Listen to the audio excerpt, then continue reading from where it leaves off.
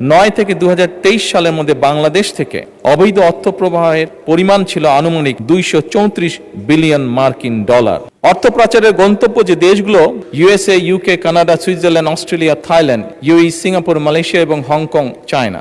সরকার পরিচালনার দায়িত্ব গ্রহণ করার পর থেকে দেখছি যে আমরা অত্যন্ত ভঙ্গুর একটি অর্থনীতি পেয়েছি।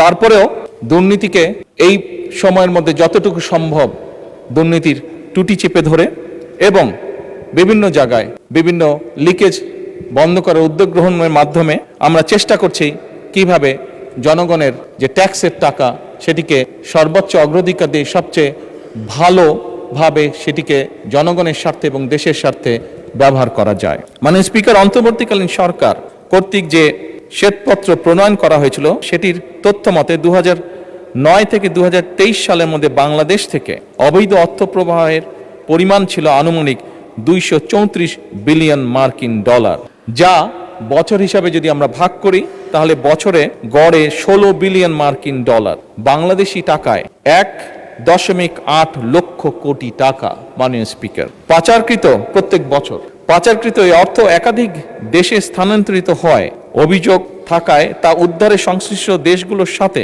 এরই ভিতরে তথ্য বিনিময়, সম্পদ শনাক্তকরণ এবং পারস্পরিক আইন সহায়তা জোরদার করা হচ্ছে।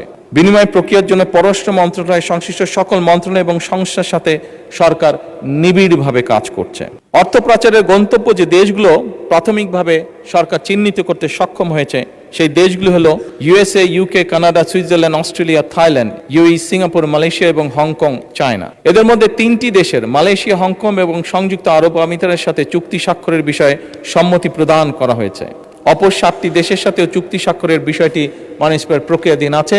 আমরা চেষ্টা করছি, আমাদের এন্ড থেকে আমরা চেষ্টা করছি এটাকে যত দ্রুত সম্পন্ন করা সম্ভব হয়। মাননীয় স্পিকার, ইতিমধ্যে বাংলাদেশ ব্যাংকের গভর্নরের সভাপতিত্বে একটি আন্তঃসংস্থা টাস্কফোর্স গঠন করা হয়েছে। এই টাস্কফোর্স কর্তৃক চিহ্নিত এবং অগ্রাধিকার প্রাপ্ত 11টি মামলায় পাচার হওয়ার অর্থ পুনরুদ্ধারের জন্য আইনি প্রক্রিয়া চলমান রয়েছে। আন্তঃসংস্থা টাস্কফোর্স কর্তৃক চিহ্নিত অগ্রাধিকার প্রাপ্ত কেসসমূহ অনুসন্ধান এবং তদন্তের জন্য দুর্নীতি দমন কমিশনের নেতৃত্বে এবং বাংলাদেশ পুলিশের সিআইডি, জাতীয় রাজস্ব বোর্ডের সেন্ট্রাল এজেন্সিয়াল সেল, শুল্ক গোয়েন্দা তদন্ত অধিদপ্তরের সমন্বয়ে 11টি যৌথ অনুসন্ধান ও তদন্ত দল গঠন করা হয়েছে। জিআইটি গঠনের পর অগ্রাধিকার প্রাপ্ত মামলাগুলো অগ্রগতি নিম্নরূপ। মাননীয় স্পিকার, যেই নিম্নরূপ এটি পঠিত বলিয়া গণ্য করিতেছি। ধন্যবাদ মাননীয় প্রধানমন্ত্রী। ধন্যবাদ।